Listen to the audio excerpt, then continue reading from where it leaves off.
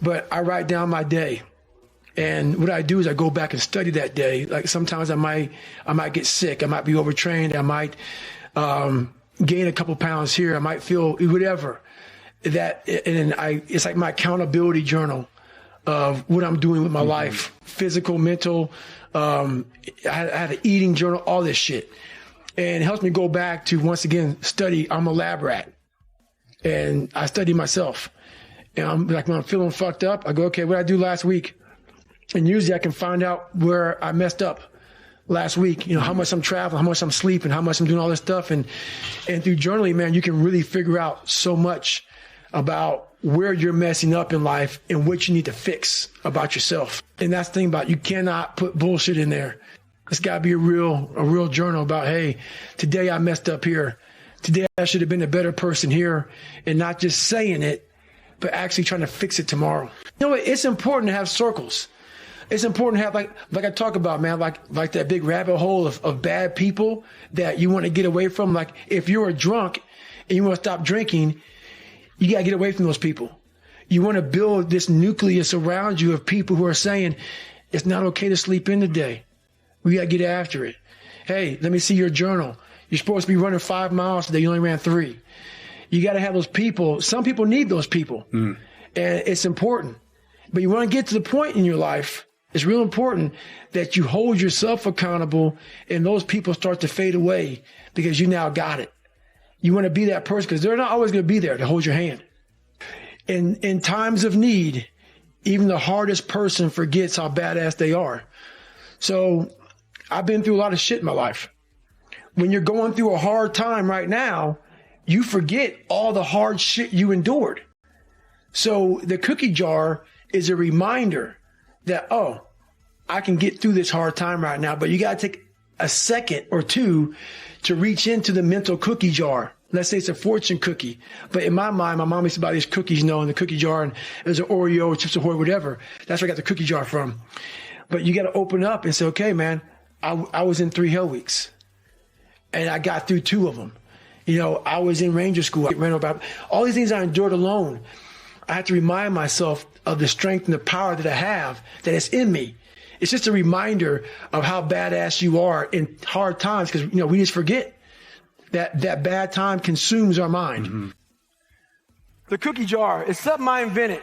As you all know, your mom has a cookie jar, and sometimes you might have an Oreo, sometimes you might have a Chips Ahoy, sometimes you might have an oatmeal raisin cookie. You never know. It's just in there. My cookie jar has every single failure and success of my life, something I overcame. So what happens in time of life when you're stressed out and things get bad, even the hardest guy in the world, me, everybody thinks, and I think I'm the hardest guy in the world. You got to believe that. You got to believe you are something. I will, in my mind, reach into my cookie jar, and sometimes you forget how hard you are in times of need. Because you're stressed. But you forget, I'm a fucking Navy SEAL. I'm a Ranger. I'm this and that. But you forget all that because your life sucks. I calm down, take that 1 second, get control of my life, reach in the cookie jar, put it back in the cookie jar, reset my mind. You have to remind yourself of how badass you really are. Start to armor your mind, because your mind's like, okay, we suffer every day. That's what we do. We do stuff that sucks every day. So then when the suck stuff comes, you're ready for it. And that's how I started coming up. I just started being very uncomfortable. And now it's like just a way of life. So I had this my whole life. I mean, I don't know if people believe in God or what. I don't care what you believe in. There's been this unrelenting voice in my head. We all have this voice. It's the right or wrong voice. And a lot of times that voice guides us into comfort. And my voice guided me into comfort a lot. But I have this other voice I heard my whole life saying, hey, motherfucker, what are you doing? No, man, we got to go over here. We got to go over here to that rock pile over in the fucking corner where nobody's at. That's where victory's at. We're over there in that corner. So this voice was giving me all these answers. I wasn't a real smart kid growing up, but I had this crazy voice in my head saying, over there is where the fucking answers are. And I wouldn't listen to it because over there was pain. Over there was me looking in the mirror. Over there was me being accountable for all these things I went through my life. Even though people put them on me, it's now mine to own. And I didn't want to go over there by myself, but I had to. And this voice was guiding me there. It's God, whatever you want to call it. But that's what it was in me. There's three reasons why you suffer. And one is, well, look at you and the way you're built. It's inevitable. There's not very much of you and there's a lot of everything else. And so you just don't last that long and you're fragile across multiple domains. And then you're harshly treated by society, and there's no doubt about that. And then there's responsibility that can be laid at your own feet.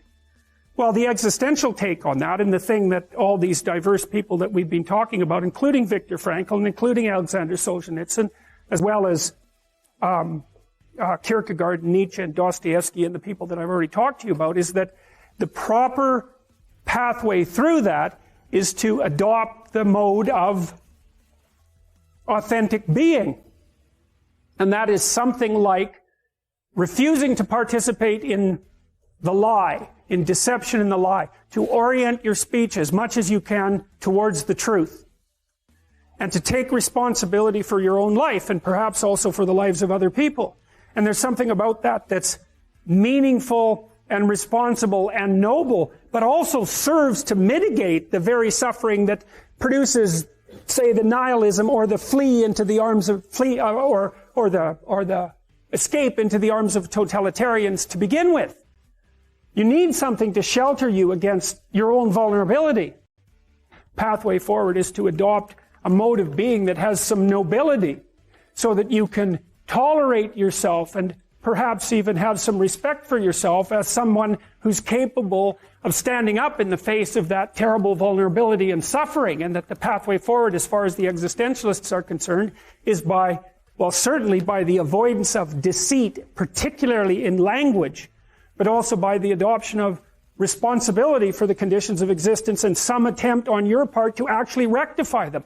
And the thing that's so interesting about that is, well, two, as far as I'm concerned, and some of this is from clinical experience. You know, if you take people, and I've told you this, and you expose them voluntarily to things that they are avoiding and are afraid of, you know, that they know they need to overcome in order to meet their goals, their self-defined goals. If you can teach people to stand up in the face of the things they're afraid of, they get stronger. And you don't know what the upper limits to that are, because you might ask yourself, like, if for 10 years, if you didn't avoid doing what you knew you needed to do, by your own definitions, right, within the value structure that you've created, to the degree that you've done that, what would you be like? Well, you know, there are remarkable people who come into the world from time to time, and there are people who do find out over decades-long periods what they could be like if they were who they were, if they spoke their being forward.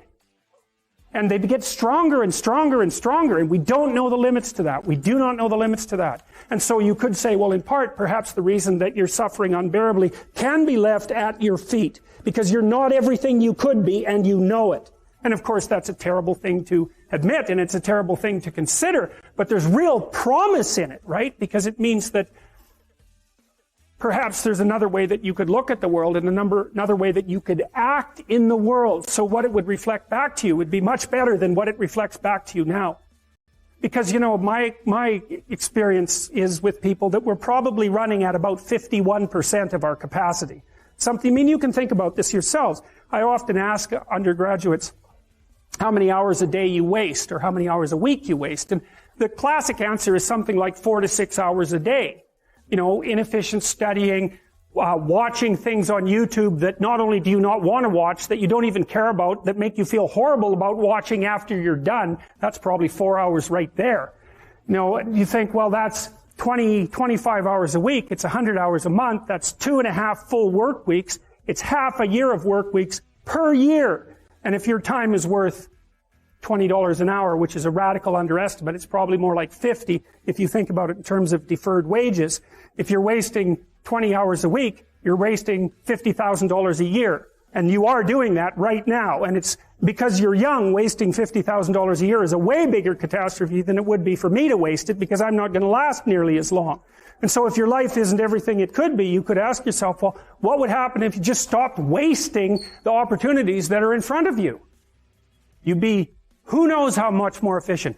10 times more efficient. 20 times more efficient. That's the Pareto distribution. You have no idea how efficient people get. It's off the charts.